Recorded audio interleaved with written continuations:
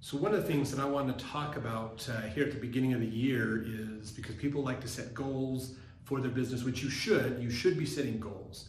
You should be looking at your business and understanding what's working, what's not, how can I make this better to continue to improve your business. Especially after 2020, you probably have identified a whole lot of areas that could be improved to help your business out. So we want to give you some advice to help you in setting your goals. Now, setting goals, you want to follow the SMART pattern. Specific, is it measurable, actionable, realistic, timely, those kinds of things. That's the SMART method. Great method to use. It's all over the internet. You can go find it everywhere. The couple things that I want to talk about with you is some tips and advice to help you in understanding your business better so you can set really goals. Now, a sales goal is always a very important goal to have.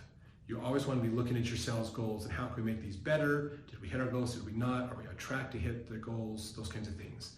When setting goals, though, one thing you want to look at when it comes to sales and marketing is what's known as the attrition rate. So you can have really good sales. Things are clicking. You're signing up people fast. Everything is going well. That's a good metric to track. How many new sales are coming in on what is the average. So take all the sales you made last year and divide it by 12. Just add it all up, add up all the sales, divide it by 12, and that'll give you a monthly average for how many sales are coming in each month. So what that will tell you is this is your average sales rate per month. So if you get below that, that month was a below average month. If you get above that, that was an above average month. So that can help you in guiding which direction your business is going. Is it getting better? Is it going downhill? What's going on? So if that average starts to inch down over time, that is a bad sign that your business is going downwards quickly. So you want to reverse that, to get that average to come up and then do more sales above average, and then it'll start to bring up that average also over time. So that's a good way to look at it.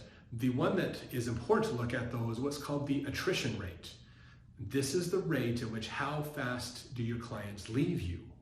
And this is an important one to look at.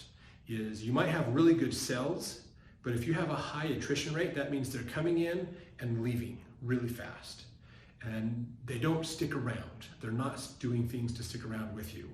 So you want to really look at that and say, how can we lessen the attrition rate and how can we get that rate up? So if you've watched some of our other videos about customer lifetime value, this factors into it, of how do we keep customers coming back more often. Once you've got a customer, you want them to come back. It's cheaper to convince them to come back than it is to get a new client. So you want to keep them around and coming back and back and back.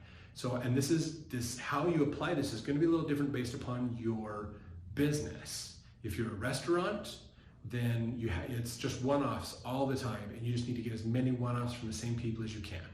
You need to incentivize them, have email campaigns, have social media campaigns, ad campaigns to get people there and then get them to come back. Put a loyalty program in place, those kinds of things to really track and measure, are they coming back? Are we getting people to come back? What are their favorite meals?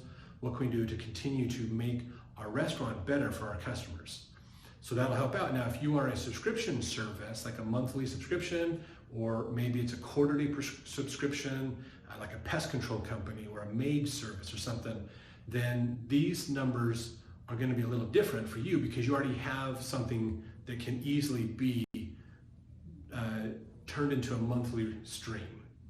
But your goal, of course, is to watch how many months does the average client stay and how can we get them to go longer with us. So when you're setting your goals for your business, don't just look at new sales coming in, but how can we take some of these metrics and use them to make our business better? Because that will help you to understand what are the better sales we should make. We don't have to rely on new sales all the time if we have a low attrition rate. So you want to look at how the rate of people coming in and the rate of people leaving your business. Every business has an attrition rate. That's just how it works. And it's nothing to be ashamed of. It's just important to realize that what is that turnover? Another term that is used commonly is churn for that. How fast is your customer churn? And that just says if you've got 100 new clients, how many of them are going to last 6 months? Or if they're gone in the end of a month. Okay, I think it was a company, I want to say it was Blue Apron. I think it was them. It was a food company where you sign up for a subscription service and they ship your food out to you. and so that you can cook it at home.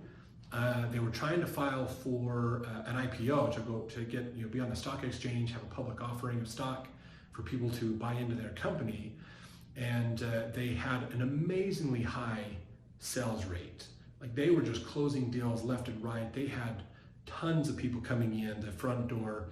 The business was awesome. It was looking really good. Well, some of the investors started digging into it and realized, well, how long do these customers stay? And they realized 30 to 60 days, and then they're out. So the problem is they had a high sales rate, but they had a high churn rate or attrition rate. So people were just going in and out, in and out, in and out, instead of coming in and then staying for like 9 months.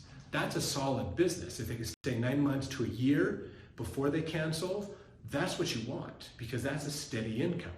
So they didn't end up, if I remember right, they didn't do an IPO because no one was willing to work with them on that, because really they didn't have as strong a business as they claimed they did, because the churn rate was so high. Like I said, I could be wrong. If it wasn't Blue Apron, there was another company that was like that. But that's the whole point. As a business, you want to look at that. So whether you're a restaurant, whether you're a plumber, whether you are a HVAC company, pest control service, a hairdresser, anything, you want to understand how many new customers do I have coming in on average, and how many do not renew with me, and then how many times do they stay. Those are good metrics. The more you know about those metrics of your business, then the more you can make better decisions about your sales. So that'll help you to set better goals by understanding those metrics. How often do they come in? How often are they staying in repeat business? And then how often do they stop coming? And then what can we do about that? So you can employ specific tactics for each of those.